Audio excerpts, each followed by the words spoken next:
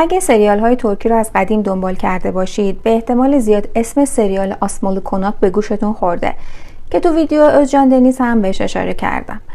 این سریال از سریال های موندگار و فراموش نشدنی ترکیه است که نقش اول رو هم نورگül yeşilçay و özcan deniz بازی کردن و از زندگی یک هنرپیشه معروف الهام گرفته شده و تو این ویدیو میخوایم به زندگی اون هنرپیشه معروف بپردازیم. دریا آرباش. Are you coming to town? Yeah, I'm just gonna stay with them until I get my own place. Huh. So, how is he today?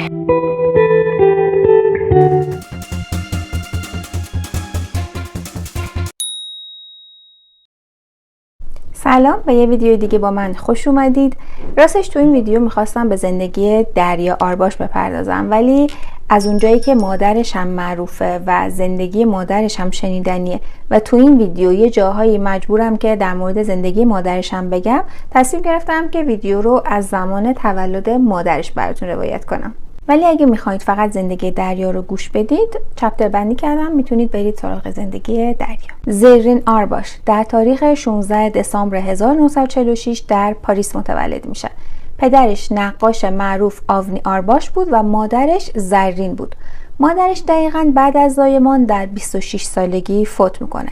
پدرش هم اسم همسرش رو میذاره روی دخترش، یعنی همون زرین. اگه سریال عشق ممنوعه رو دیده باشید به احتمال زیاد زرین رو تو این سریال دیدین. چند ماهی پرستارها از زرین کوچولو مراقبت میکنن. بعد از 4 ماه آونی پدر زرین کم میاره. مراقبت از یک نوزاد هر چقدر هم که پرستار داشته باشه برای پدر گویا سخت بوده. به خاطر همین زرین رو در قنداق همراه یکی از نزدیکانشون به استانبول میفرسته، پیش پدر و مادر همسرش. پدر بزرگ و مادر بزرگ زرین که دختر جوونشون رو از دست داده بودن، خودشون رو با نوه‌شون که هم اسم دخترشون بود تسلی میدادن. از لحاظ مادی و معنوی هیچ کمبودی نداشت، کلی بهش عشق و محبت دادن چون بی مادر داشت بزرگ میشد. از لحاظ مالی هم هیچ کم و کسری نداشت. دوره تحصیلش رو در مدرسه اتریشی میگذرونه، آموزش باله هم میبینه. در دوران خردسالی اروپا گردی میرن. خلاصه هیچ کم و کسری نداشت جز یک پدر و مادر. درسته پدر داشت، ولی پدر بزرگ و مادر بزرگش نمیخواستن که زرین پدرش رو ببینه. میترسیدن که یه موقع بره پیش پدرش و اینا نوه‌شون هم از دست بدن. در تاریخ 1963 در رشته تئاتر وارد کنسرواتوار استانبول میشه. همون دوره تحصیلش توجه خیلی‌ها رو با زیبایی و استعدادش به خودش جلب میکنه. و وقتی دانشجو بود اولین فیلمش به نام استیکبال رو در تاریخ 1964 بازی میکنه. بعد از این در فیلم جیلال ایبو و کرکارامiller بازی میکنه. همینطور پشت سر هم در فیلم‌های مختلف داشت بازی میکرد. تو این دوره اتفاق خیلی جالبی برای زرین میفته که نمونه‌اش رو تو دنیا نداریم. زرین بدون اینکه مسابقه زیبایی شرکت کنه به عنوان ملکه زیبایی ترکیه انتخاب میشه. بریم از زبون خودش بشنویم که چطور این اتفاق افتاده. Şeyden çıkarken bu işte gazinodan bir adam beni yolda yani kapıda beni durdurdu. Dedi ki ben sizi tanıyorum ama siz beni tanımıyorsunuz ama ben sizi tanıyorum. Ben dedi Türkiye güzellik müsabakalarını şey yapan, organize eden işte Osman Olkan diye bir beymiş. Bu sene biz müsabaka yapamadık. Onun için kimseyi Amerika'ya yollayamıyoruz ama dedi sizi ben gördüm. Vallahi bizim Türkiye'yi orada temsil edeceğinize ben inanıyorum. O zaman dedi siz gelir misiniz? Yani bu şeyi kabul eder misiniz? Bu şekilde ben birdenbire kendimi Los Angeles'ta ya daha doğrusu Long Beach, Kaliforniya'da buldum. Yani bu tamamıyla bir mucize. و به این صورت رویای آمریکا رفتنش به واقعیت تبدیل میشه، چون همیشه آرزوی این رو داشت که به آمریکا بره و در سال 1965 در 18 سالگی به آمریکا میره. فکر کنید تازه 18 سالش شده و چه چیزایی رو تجربه کرده. 15 ساله که داره باله کار میکنه، دانشجوه. دوران دانشجویی کار بازیگری و تئاتر رو به صورت حرفه‌ای شروع میکنه. به صورت اتفاقی ملکه زیبایی ترکیه میشه و به آمریکا میره. من خودم شخصا تا 18 سالگی جز مدرسه رفتن و آمادگی برای دانشگاه و کنکور و اینا هیچ کار دیگه ای نکردم. هیچ اتفاق جالبی برام نیفتاده بود. بعضیا واقعا زندگی رو خیلی زود شروع میکنن و تو مدت کمی خیلی اتفاقات زیادی براشون میفته، خیلی چیزا رو تجربه میکنن و نمونهش رو توی ویدیو اوزای هپارو هم داشتیم. هدف زرین این بود که تو هالیوود بمونه و اونجا به بازیگری ادامه بده. به خاطر همین اونجا هم آموزش تئاتر میبینه. دایره‌ای از دوستان آمریکایی که هنرپیشه و نویسنده و کارگردان بودن هم برای خودش تشکیل داده بود و به خاطر همین آشنایی متوجه میشه که بازیگری تو هالیوود انقدر هم ساده نیست و قید این آرزو رو میزنه. یه روز در یک جمع دوستانه با بازیگر سرخپوست دیل برتی آشنا میشه. اون موقع دیل 46 ساله و زرین 20 ساله بود و به گفته خودش عشق در نگاه اول بود و در همون نگاه اول دیل دل زرین رو برده بود. 15 روز بعد از آشنایی با هم ازدواج میکنن. در سال 1968 هم دخترشون دریا به دنیا میاد. بعد از به دنیا آمدن دریا بیشتر به ترکیه رفت آمد میکنه و بازیگری رو در سینمای کلاسیک ترکیه یا همون yeşilçam ادامه میده. در سال 1974 هم در فیلم باتالگازی بازی میکنه و تو این فیلم نقش دوران کودکیش رو دخترش دریا ایفا میکنه و اینطوری دریا هم وارد سینما میشه. Bu seferlik hatırım için affet baba. دریا بیشتر مورد توجه قرار میگیره و زرین هم برای اینکه یه موقع سد راه دریا نشه خودش رو کنار میکشه، نه اینکه کلا بازیگری رو بذاره کنار. مثلا از 10 تا پروژه یا از 10 تا فیلم یکیش رو قبول میکرده، میخواسته بیشتر دخترش در واقع بولد بشه و دیده بشه. زرین زن دانا و منطقی بود و در مورد بازیگری هم خیلی طمع نداشت که به هر قیمتی که شده دیده بشه، توی فیلم ها بازی کنه. اینطور نبود، در واقع نمیخواست بازیچه و مطیع کارگردان ها بشه. به خاطر همین میره سراغ یک شغل دوم و اون املاکی بود. یه آژانس املاک باز میکنه و مشاور املاک میشه، در واقع مشاور املاک افراد ثروتمند و پولدار و تو مدت کوتاهی بهش لقب ملکه امارات ها رو میدن. زرین و دیل برتی در تاریخ 1973 بعد از 6 سال از هم جدا میشن و در سال 1984 در لس آنجلس با هاکو گوچئولو دوباره ازدواج میکنه. این ازدواج هم 4 سال طول میکشه. بریم سراغ زندگی دریا. دریا همونطور که گفتیم در 17 جون 1968 در آمریکا بورلی هیلز متولد میشه. توی خانواده هنرمند متولد شده بود. پدر و مادرش هر دو بازیگر و پدر بزرگش نقاش خیلی نامی و مشهوری بود. مشخص بود که دریا هم به سمت هنر میره و اینطور هم شد. اولین تجربه بازیگریش در 6 سالگی همونطور که گفتیم در فیلم باتالگازی نقش دوران کودکی مادرش رو بازی میکنه. در 15 سالگی در فیلم کویوچاکلو یوسوف به عنوان نقش اول بازی میکنه. تو این فیلم انقدر نقشش رو خوب ایفا میکنه که توجه همه رو جلب میکنه و بعدش پشت سر هم در فیلم‌های مختلفی بازی میکنه. فیلم‌هایی مثل آلیو گیبی، بیتمین سودا، Bir Günlük Aşk، بیاز بیسیکلت و دیلان. در سال 1986 حین فیلمبرداری فیلم دیلان عشق زندگیش رو پیدا میکنه. این فیلم از روی کتاب دیلان به نویسندگی عمر پولاد در حال ساخت بود و دریا عاشق برادر نویسنده یعنی نیهاد پولاد میشه. نیهاد پولاد اهل آرو و پسر رئیس یک قبیله یا همون به قول ترک‌ها آشیرت بود. با هم وارد رابطه میشن و 1 سال بعد از رابطهشون یعنی در سال 1987 با هم ازدواج میکنن. بعد از ازدواج دریا بازیگری رو میذاره کنار و با نیهاد همسرش به آمریکا میرن. مادر و اطرافیان دریا همه مخالف این ازدواج بودن، اما دریا گوش به حرف کسی نمیده، ازدواج میکنه. مادرشون به عروسیشون هم نمیره. اینا به آمریکا میرن و 3 سال بعد از هم جدا میشن و به گفته دریا دلیل این جدایی تفاوت‌های فرهنگی بوده. نیهاد به ترکیه برمیگرده، دریا همون آمریکا میمونه و برای اینکه بازیگری رو شروع کنه قبلش میره کالیفرنیا و دوره‌های بازیگری رو میگذرونه و همچنین کلاس‌های نقاشی هم میره. در سال 1991 دلبرتی پدر دریا جون خودش رو از دست میده و دریا خیلی از این بابت ناراحت میشه و ماها به خودش نمیاد، خیلی به هم میریزه. در سال 1992 یک مسابقه برگزار میشه به نام بیر سکارلت آرانیور، یعنی دنبال یک اسکارلت هستیم. قرار بود یک فیلمی ساخته بشه به نام اسکارلت که ادامه فیلم برباد رفته قرار بود باشه و برای نقش اسکارلت دنبال یک بازیگر بودن و تو این مسابقه دریا هم شرکت میکنه و از بین اون همه آدم 3 نفر انتخاب میشن و بین اون 3 نفر دریا هم بود و این 3 نفر میرن آمریکا چون اونجا قرار بود فیلم در واقع ساخته بشه. میرن اونجا و دریا انتخاب میشه. اینکه قرار بود نقش اسکارلت رو بازی کنه دقیقاً یا نه نمیدونم، ولی قرار بود توی فیلم یه نقش مهمی بهش بدن. اما بعداً پروژه فیلم کنسل میشه و فیلم تبدیل میشه به یک مینی سریال و دریا تو مینی سریال بازی میکنه ولی نقش کوتاه و کوچیکی بهش میدن. Are you coming to town? Yeah, I'm just gonna stay with them until I get my own place. Huh. So how is he today?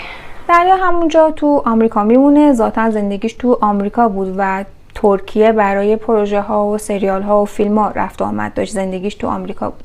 تو لس آنجلس میمونه و اونجا تو یک آژانسی به نام بیوتیفول بارتندرز هم بوده و از طریق اون آژانس به مهمونی های افراد معروف و سرشناس میرفته و اونجا بارتندری میکرده. در سال 1993 هم بهش پیشنهاد نقش اول در فیلم گجه ملک و بیزیم چوجوکلار میشه و برای این فیلم دوباره به ترکیه برمیگرده. تو این فیلم همبازیش اوزای هپاری بود که توی ویدیو اوزای هپاری در موردش بهتون گفتم. حتما پلیلیست مثلث عشقی رو هم ببینید. دریا میتونست تو ترکیه بمونه و بازیگر خیلی معروفی بشه چون واقعا هم استعدادش رو داشت، هم خیلی زیبا بود، خیلی خوشگل بود. واقعا به نظر من اصلا نقصی نداشت، نه تو اندامش نه تو چهرش، به نظرم همه چی تموم بود. استعدادش هم که داشت میتونست ترکیه بمونه و خیلی پیشرفت کنه، ولی آرزوی هنرپیشگی و بازیگری در هالیوود رو داشت. به خاطر همین یک سر آمریکا بود و فقط برای پروژه ها و بازی ها به ترکیه میومد. بعد دوباره برمیگشت آمریکا چون دوست داشت که اونجا بازیگر بشه. بعد از فیلم گجه ملک و بیزیم چوجوکلار دوباره به آمریکا برمیگرده و اونجا در فیلم سیلک استاکینگ لاو نور دایز بازی میکنه. در سال 1996 برای بازی در سریال چیلگن بادیلر دوباره به ترکیه برمیگرده. در سال 1997 برای بازی در فیلم Hang Your Dog in the Wind دوباره به آمریکا برمیگرده. یعنی همش بین آمریکا و ترکیه در حال رفت و آمد بود. خیلی خسته کننده. یه بار هم نیست، مدام داره این کارو تکرار میکنه. واقعا کار طاقت فرسای این رفت و آمد. در سال 2001 هم در سریال گناه بازی میکنه و نقش مقابلش کرم آلیشیک بود. کرم رو از پست ابرو میشناسید دیگه. برای این سریال دوباره به ترکیه برمیگرده. همیشه در حال یادگیری و کار بود، هیچ وقت بیکار نشست. دریا بعد از این سریال در ترکیه میمونه و اون دوره با میتین اوجا وارد رابطه میشه. یک مجری معروفی بود اون دوره و رابطهشون خیلی علنی نبود، اینجوری که خیلی جلو چش باشن، جلو مردم باشن، این ور اون ور برن. ازشون عکس خیلی هم کم هستش. خیلی یواشکی وارد رابطه میشن و یواشکی هم رابطهشون تموم میشه. ولی اون دوره‌ای که ترکیه مونده بوده به خاطر این میتین اوجا بوده. گفتم که توی آمریکا دوره نقاشی شرکت میکنه. پدر بزرگش هم آونی آرباش یکی از نقاشای معروف ترکیه بود. مثل پدر بزرگش نقاشی رو شروع میکنه. بعد از نقاشی نویسندگی رو هم شروع میکنه و یک رمان مینویسه به نام Gratified Desire. در سال 2003 دوباره به آمریکا برمیگرده و همون سال یه خبر خیلی تلخی بهش میدن. پدر بزرگش آونی آرباش که خیلی دوستش داشت فوت کرده بود. دریا فوراً جمع میکنه، برمیگرده ترکیه برای مراسم پدر بزرگش.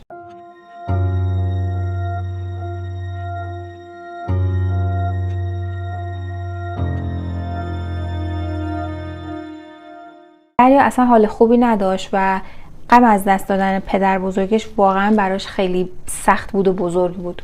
بعد از مراسم 20 اکتبر دوباره به لس آنجلس برمیگرده. میره که وسایلش رو جمع کنه برای همیشه برگرده ترکیه و ساکن خونه پدر بزرگش باشه. همه وسایلش رو جمع میکنه. قرار بود که 23 اکتبر به ترکیه برگرده.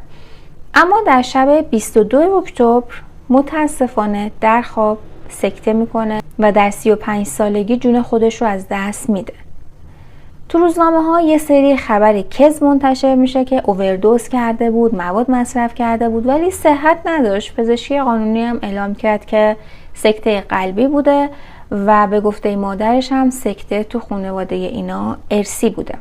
مادر بزرگش هم یعنی مادر زرین وقتی زرین رو میخواسته به دنیا بیاره بعد از زایمان دچار سکته قلبی میشه و جونش رو از دست میده. مراسم تدفینش هم همونجا تو آمریکا با رسم و رسوم سرخپوستان انجام میشه و فامیل های سرخپوستش تو آمریکا اونجا با رسم و رسوم خودشون به خاک میسپرنش، چون گفتیم پدرش سرخپوست بود. مادرش زرین در رابطه با فوت دریا میگه که دریا بعد از فوت پدر بزرگش خیلی به هم ریخت، حالش خیلی خراب بود و وقتی هم که رفت لس آنجلس بعد از مراسم دفن پدر بزرگش برگشت حال روحی خیلی خوبی نداشت، روحش خیلی خسته بود، جسمش هم خسته بود. به خاطر این سفرهای 16 ساعته که مدام در حال رفت آمد بود جسمش هم خسته بود. تو خونش که با دوستش زندگی میکرده رو کاناپه خوابش میبره و صبح دوستش که میره بیدارش کنه متوجه میشه که متاسفانه مرده و میگن که به احتمال زیاد توی خواب دچار سکته شده و جون خودش از دست داده. و متاسفانه زرین مادر دریا به فاصله 5 روز دخترش رو از دست میده. یعنی پدرش که فوت میکنه 5 روز بعد دخترش فوت میکنه و توی 5 روز هم پدرش رو از دست میده هم دخترش رو. Babam 16 Ekim'de vefat etti. Derya da 21 Ekim'de. Allah kimseye evlat acısı vermesin. و بعد از فوت دریا مامانش میره به آمریکا و وسایلشو که دریا جمع کرده بود با خودش به ترکیه برمیگردونه. خلاصه زندگی دریا این بود که دریا تو آمریکا متولد میشه، اونجا تحصیل میکنه، بعد برای بازیگر شدن به ترکیه میاد، تو ترکیه بازیگر میشه و در حین فیلمبرداری فیلم دیلان عاشق نیهاد پولات میشه. نیهاد پسر یک عشیرت بود در ترکیه، اهل آرو، با هم ازدواج میکنن، به آمریکا میرن و 3 سال بعد به خاطر تفاوت‌های فرهنگی از هم جدا میشن و بعدش هم دریا متاسفانه تو 35 سالگی بر اثر سکته قلبی جون خودش رو از دست میده. خلاصه سریالی که میگن از زندگی دریا در واقع الهام گرفته شده چیه؟ بهار دختر یه خانواده سرشناسه و ساکن نیویورک و اونجا داره تحصیل میکنه. اونجا با سیمن که اهل ارگوپ هستش آشنا میشه، عاشق هم میشن، برمیگردن ترکیه کاپادوکیا که اونجا با هم ازدواج کنن. آخر فیلم هم بهار جون خودش از دست میده، اونم فوت میکنه. حالا یه سری تغییرات ایجاد شده، مثلا اینا از ترکیه میرن آمریکا، اونا از آمریکا میان ترکیه. ولی خب خیلی هم میگن که این سریال از زندگی دریا آرباش الهام گرفته شده، ولی خب تهیه کننده ها هیچ وقت حرفی نزدن، نه تایید کردن نه تکذیب کردن. حالا نمیدونم نظر شما چیه؟ واقعا از زندگی دریا الهام گرفتن برای ساخت این سریال یا سچ ربطی به هم ندارن؟ متن این ویدیو رو که تمام کرده بودم و آماده شدم که در واقع بخوام ضبطش بکنم، چند ساعت قبلش متاسفانه خبر فوت یه هنرپیشه دیگر رو شنیدم که هم خیلی ناراحت شدم هم عجیب بود برام. اجه ایرتم بازیگر نقش اشل در سریال معروف قزلجک شربتی که خیلی ها شاید از اونجا بشناسیدش، جون خودش از دست میده. چیزی که عجیب بود این بود جفتشون هنرپیشه بودن، اجم هنرپیشه بود، دریا هنرپیشه بود. هر دو 35 سالگی فوت کردن. اجم 35 سالگی فوت کرد و هر دو بر اثر سکته قلبی فوت کردن و وقتی هم که خونه بودن در واقع کسی که کنارشون بود متوجه میشه که فوت میکنه. یعنی مادر اجه میره میبینه، آره اجه میخواد بیدارش کنه، میبینه بیدار نمیشه، فوت کرده. دریا هم به همون شکل، دوستش میره بیدارش کنه، میبینه بیدار نمیشه، فوت کرده. و این شباهت ها عجیب بود برام و در حین ضبط این ویدیو هم اتفاق افتادم ناراحت شدم واقعا، چون اجه در واقع فردای تولدش این اتفاق براش میفته. حالا میگن که درست سکته قلبی بوده ولی معده درد داشته، چون چند وقت پیش از فیلیپین اگه اشتباه نکنم، نمیدونم فیلیپین بود فکر کنم، سفر رفته بوده و از اونجا که برمیگرده از همون موقع معده درد داشته، ولی خب پشت گوش انداخته دکتر نرفته و حتی برای تولدش هم با دوستاش جمع نشده چون معدهش درد میکرده و همون روز با مادرش یه دور میرن ساحل قدم بزنن که حالش خوب نبود، بدتر میشه، معده‌اش شدیدتر میشه دردش و برمیگردن خونه. و اگه ویدیوشو حالا بتونم بذارم براتون، از راه رفتنش هم مشخصه تو دوربینای امنیتی که اصلا دلو داره راه میره، انگار معده‌اش درد میکنه. و وقتی هم که میاد خونه دیگه مثلا میخوابه، دچار سکته قلبی میشه متاسفانه. و هر دوشون هم تو خونه خودشون فوت کردن، اونم تو خونه خودش بود، اینم تو خونه خودش بود. شباهت‌ها برام عجیب بود و غم انگیز بود واقعا. امروز ادیت رو شروع کردم و در حال جمع‌آوری عکس و ویدیو بودم برای این زندگی نامه که خبر فوت دیوید چیس رو توی یک سایتی دیدم. دیوید چیس رو هممون از فیلم حلقه یا همون درینگ با اسم سامارا میشناسیم، همونی که از چاه میاد بیرون و قضیه داره دارک میشه. ایشون هم هنرپیشه بود، ایشون هم زن بود، ایشون هم در 35 سالگی جون خودش رو از دست داده. و برای آخر ویدیو میخوام یه سریالم بهتون معرفی کنم که این هفته تمومش کردم. یک مینی سریاله که من قسمت دوم، یعنی آخر قسمت دوم متوجه شدم که بر اساس داستان واقعی، دستم بند بود و رفت تیتراژ پایانی، نتونستم قطعش کنم و دیدم یه سری تصاویر واقعی داره نشون میده، عکس‌های واقعیه. دیدم چی؟ این سریال بر اساس داستان واقعیه و خیلی برام جذاب‌تر شد. کلاً هر چیزی که داستان واقعی باشه برام جذابه. و این در واقع کاور یک پرونده جناییه، ولی خب میگم جنایی فکر نکنید داخلش کشت و کشتاره یا مثلا کشت و کشتار هست، ولی اصلا نشون نمیده، حرفش هست و صحنه‌های دلخراش نداره، اکشن نیستش، بیشتر موزیان است. موزیانه رو بذارم بهتون بگم، تو کامنت ها دیدم، تو کامنت پست خودم نه، اون سایتی که ازش فیلم و سریال در واقع نگاه میکنم آنلاین، اونجا یکی یه پلیلیست درست کرده، یکی از اعضای اون سایت اسمش رو گذاشته موزیانه. این فیلم هایی که یه جورایی رازآلوده رو میگه موزیانه و من بین خودمون همش موزیانه میگم. الانم میخواستم اونو بگم ولی گفتم دیگه، الان میدونید دیگه فیلم موزیانه است و یک پرونده جنایی کاور شده در مورد جورج چی بود؟ جورج هودل. و جالب بود برام، تو یوتیوب کسی کاورش نکرده بود، خیلی عجیب بود و یه پرونده معروفی هم هستش. به نظر من اگه پرونده های جنایی رو دوست دارید و دنبال میکنید، این کاور نشده. البته یکی دو تا دیدم ولی نمیشه به اون گفت کاور. اینو به نظر من ببینید اگه پرونده های جنایی دوست دارید، چون عجیب بود برام. آخرش عجیب تر میشه چون اسپایل نمی کنم. مینی سریال دیگه به نظر من ببینید اگه پرونده جنایی دوست دارید، میتونه براتون جذاب باشه. اگه دیدید نظرتون رو بیاید بهم بگید. اسم سریال رو نگفتم. I am the Night با بازی کریس پاین هستش. و این بود از ویدیو امروزمون. امیدوارم که مورد پسندتون واقع شده باشه. تا ویدیو بعد، hoşça kalın.